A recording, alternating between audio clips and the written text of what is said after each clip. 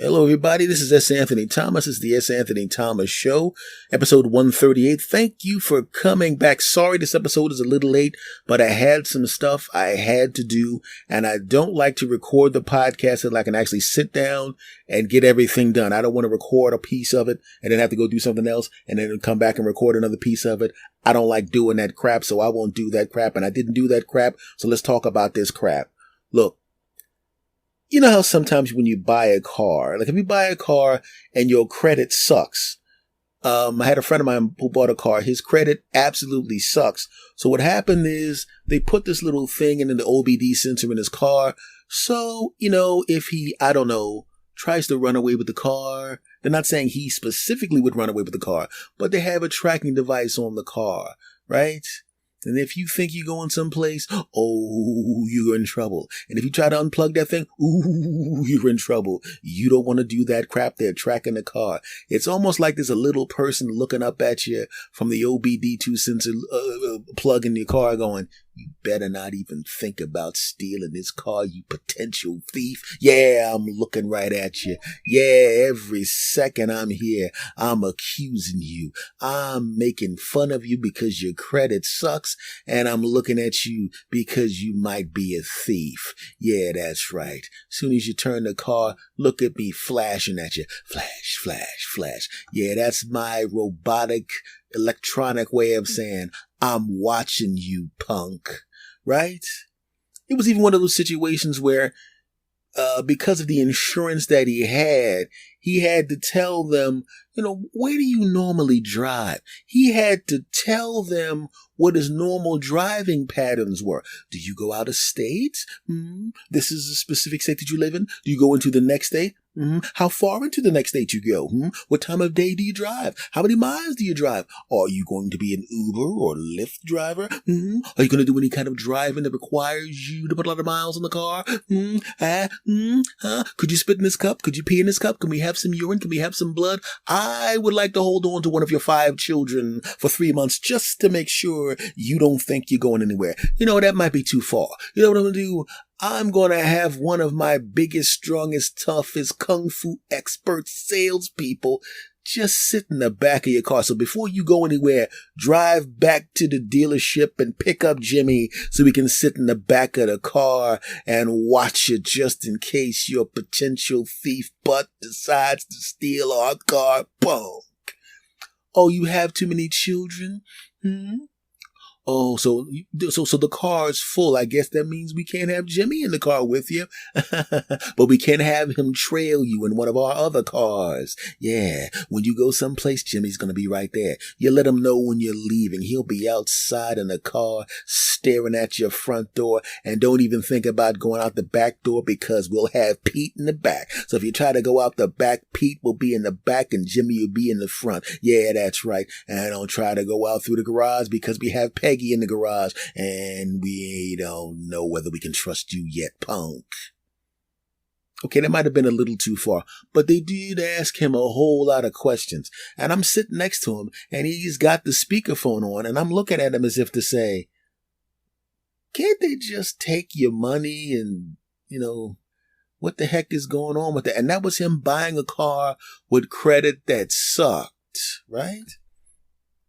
But the thing is, sometimes when you get a car and you get insurance, now I didn't have to worry about that because I bought my car, and I was switching, my old car off the insurance and putting the new car under the insurance.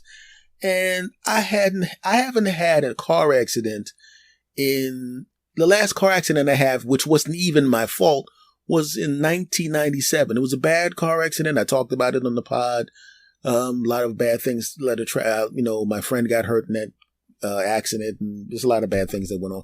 But it was not my fault. He said it was not my fault. The police said it was not my fault. The insurance said it was not my fault. But it still was an accident. But it was in the late 90s. The last time I checked, this is 2022.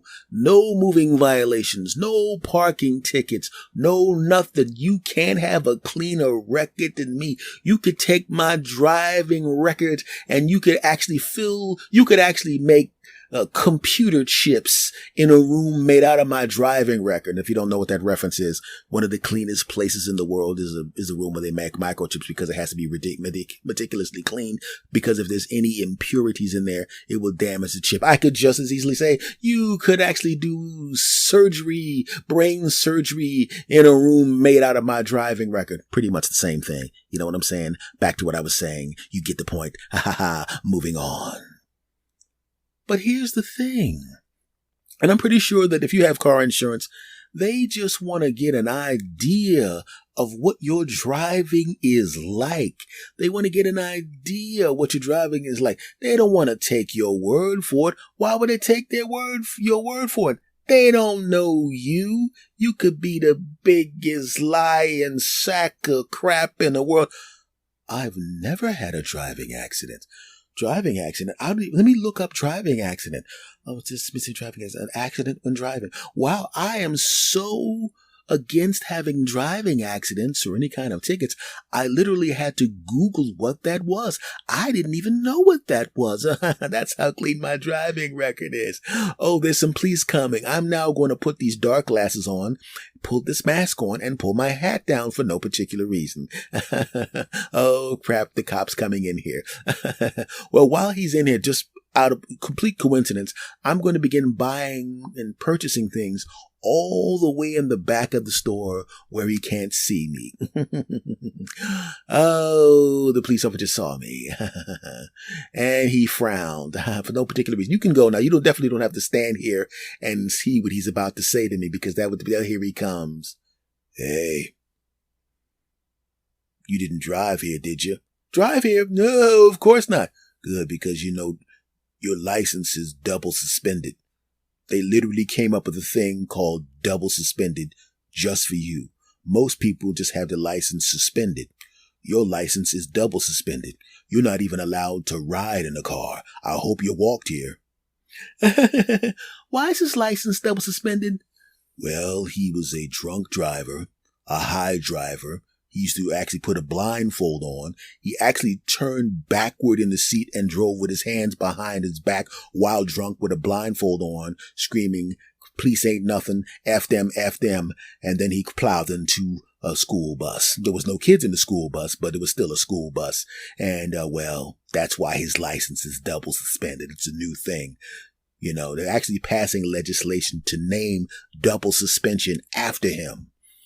Well, I'm going to go now, but I'm going to sit in the parking lot and see how you leave, because you better be catching the bus or walking. All right? Yeah. You really are bad at driving. Yeah. But you get the point. So now what they do is they put in these little things in the OBD2 sensor in your car, because they want to know everything. I talked about it in another podcast called Snitch Box or whatever I called it, right? But the thing is, when I did it, I actually got a discount.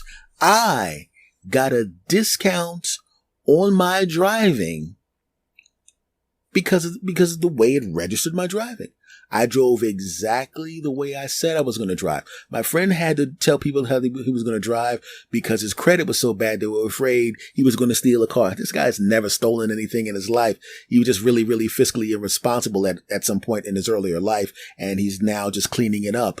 Me, on the other hand, they were just trying to figure out what kind of driver I was going to be, right? And I'm going, I haven't had an accident, which was not my fault, since the late 90s, and this is 2022, and they're like, ha ha ha, we don't care, punk, put this crap in there. And me, a person who has never had a moving violation, don't have parking tickets, never had any kind of bad driving anything, except for that one fluke back in the day. Do you know how they rated my driving? A B+. Now, if I'm getting a B+, who the hell's getting an A? Do you know how I got a B+ instead of an A? Because occasionally I had some really quick decelerations. I stopped my car quickly. Do you know why I stopped my car quickly? Because, I don't know, when a kid runs into the street to get a ball, I step on the brakes to keep from killing them. When someone's dog runs out in the street, I step on the brakes to keep from killing them. When somebody's car in front of me stops abruptly for whatever reason, I step on the brakes to keep from crashing into them. Maybe I should have plowed into the kid. Maybe I should have plowed into the dog. Maybe I should have rear-ended the police vehicle so I could get that A, huh? No. So now how much of a discount did I actually get for having a B+? My insurance was reduced by $100. Yeah, that's incredible. $100 a month. Man, that's a big, huh? Not $100 a month. $100 for the year. Oh, so, how much does that reduce my payment? Let me actually go into my account online because now it's automatically reduced because now it's renewing this month. So I get to see that it's pretty much, it's exactly the same number, but it's about 25 cents. I save 25 cents a month. So I'm driving around with this little peeping Tom box attached to my car for 6 months with this little accusatory sound. Every time I have to decelerate to keep running over somebody, that sounds the most annoying. You ever have a sound attached to something and it just drives you nuts? And that sound, you literally generate the feeling of hatred for that particular sound.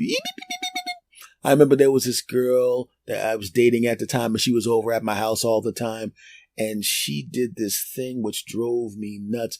She would always check my messages. Now I had nothing to hide, but when she would do it on the speakerphone and she would check, I just want to see if anybody's calling me here. And that sound, wickup, wickup. Every time she would change the message, you'd press the thing, wickup, wickup. And she was checking the messages. First of all, where I live, I didn't mind her checking the messages because occasionally her dumb friends would call and leave a message. Is Tamika there? Hey, Steve. Okay, well, tell Tamika I said biggie. So I didn't mind. Every once in a while I'm sitting there going, Mika has a phone at her house. And if she's here, let's be honest, we're doing something nice. And I really didn't want her picking up the phone going, hey, we're about to just get it on and do disgusting stuff to each other's genitals and buttocks. But let me check these messages and hopefully no one's going to call that get me involved in a dumb conversation that's going to make me not be in the mood because we're both sitting here naked and we're about to get it on and destroy each other in the best possible way. But let me listen to this message. Oh, my girlfriend had a bad day. The kind of thing that's bad, but could definitely have waited 3 hours until we got finished getting it on. She could have left this message at my house and I could have helped her resolve this problem after we got finished tearing each other up. But now that I've heard of her struggles, I'm going to sit here bummed out and be all depressed and quiet. And then when you try to get it on with me, I'm going to go, you know what? I'm not in the mood. And then I'm going to sit here all miserable. And I may even go home early and talk about how men ain't crap on the phone. And then when you call me up, I'm going to be a little distant and dismissive. Not enough to make you want to leave me, but enough to let you know that you're definitely not getting any. And then I'm going to come over and you're not going to get any. And, it's going to be like that. So I'm and that's how that sound. And she checked their messages and her friend did it. I hated that sound. Even after we broke up amicably, which means we occasionally got it on for next year or so. And last month. Anyway, mind your business. Don't judge me. I still grew to hate that sound. That sound, before that happened, that was just a sound. I barely noticed it. I'd go to the phone, beep, beep, beep, beep, and that sound would come on and I'd be doing something in the kitchen and listening to my message. I had no emotional attachment to that sound. But when she did that, and that sound meant potential of me not getting it on. You sit there with a woman you care about. She's sitting there looking good and you're thinking, well, she's over here. So there's a good chance that something real nice is going to, yeah, here comes that sound. And 80% of the time, it was just the sound without any problem. But the other 20% is one of her whining punk friends ruining my evening. Moving on back to the car. So I got tired of that sound. And that sound was annoying for 6 months. And unfortunately, it's a generic electronic sound. So now I have other electronic devices that make a similar sound that is not attached to that little snitch box in my car, and it makes me angry when I hear these other things, right? I got a remote control that makes that sound, and I want to throw that crap across the room, right? I got a charger for my batteries that makes almost exactly the same sound, which is essentially a happy sound, letting me know that the batteries to my recorder are ready, and I can begin recording and doing some good entertainment stuff. But I hear that sound, and I'm like, shut up, punk, you little, oh, you're not the snitch box. You're the good sound. Ha ha ha ha. Oh, doesn't it just bother you? It's really weird how little tiny things will tick you off sometimes, right? Oh, and I just got a letter in the mail from the company saying, thank you for sending the box back, right? And I'm going, the amount of money it cost you to send me that package and have it sent back, oh, that's about how much money I'm saving per month. You rotten sassafras and Jehoshaphat's. Listen, insurance companies, look, I have a dash cam in my car, okay? Which means if somebody lies about whether I did something, I can prove that I didn't do the thing. Because I just literally had somebody hit my car and I had a dash cam, which means I'm going to be absolved of anything. I am saving you money. The other person's insurance company is going to have to fix the damage to the back of my car. I'm saving you money. How come I don't get $100 discount for that and save another 25 cents a month?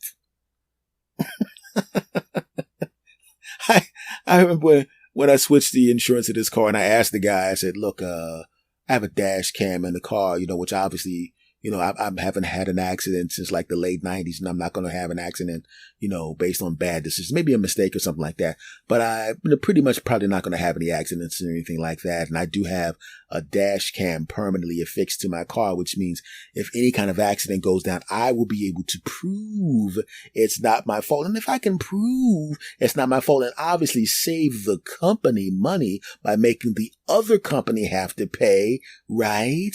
I mean, that should be worth something. And I could almost hear the guy suppress a laugh. He tried to turn it into a cough.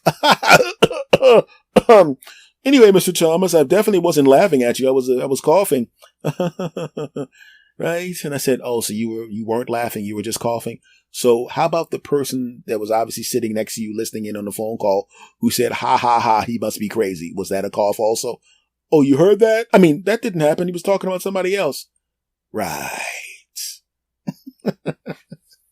So I just want to say this. Look, insurance companies, if there's a person like me who gets a B plus, which should have been an A for his driving, and I have a dash cam, which save you money, I want to get more of a discount. You should just have that as a bigger discount for somebody like me, damn it. I want a discount for that. I already get a discount because I'm a middle-aged guy, right? Well, not a discount. I mean, they don't give you a discount. They charge you less because you're a middle-aged guy.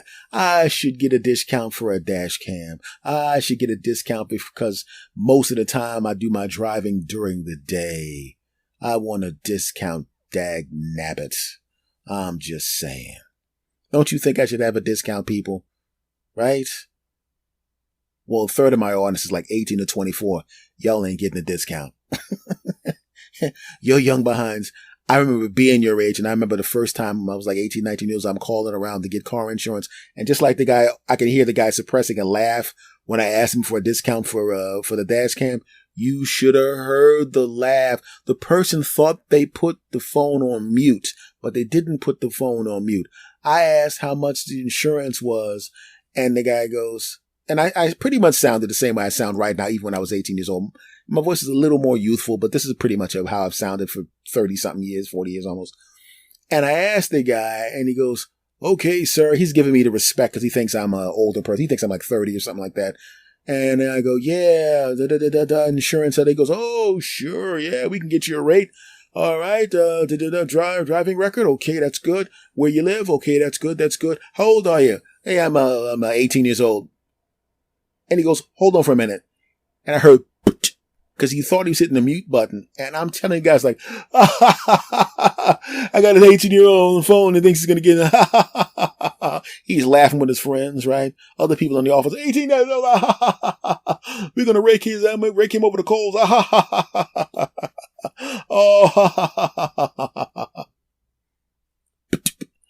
Oh, Mr. Thomas, this is the rate that we're going to give you. I didn't even want to tell him that I heard what he did. I just went through listened to his whole spiel. At that point, I had already made the decision I was not going to use this company because I knew the other companies were going to rip me off just as much. But at the very least, they would be smart enough to know to actually push down the mute button before they laughed at me, the rotten sassafras and Jehoshaphat. Oh, I think I'm going to name this episode, I Digress for 20 Minutes. And that's pretty much what I did because this was not what the episode was supposed to be about. These notes will be used at another time. Folks, this is episode number 138. Thank you for coming back. Sorry I'm a little bit late. I normally would have had this episode out hours ago, but once again, I had some other things I had to take care of. And I'm going to try to make sure that I get these things wrapped up so I can put the episode out when I normally would put the episode out, okay? So much love to you. I will see you again next time. Do me a favor, rate and review this podcast, 5 stars. Tell people about this podcast. Tell your friends and family. Subscribe if you haven't subscribed. And make sure you do what you've been doing, which is bringing your butts back to listen to me talk this crap on a regular basis. Much love to you all. Take care.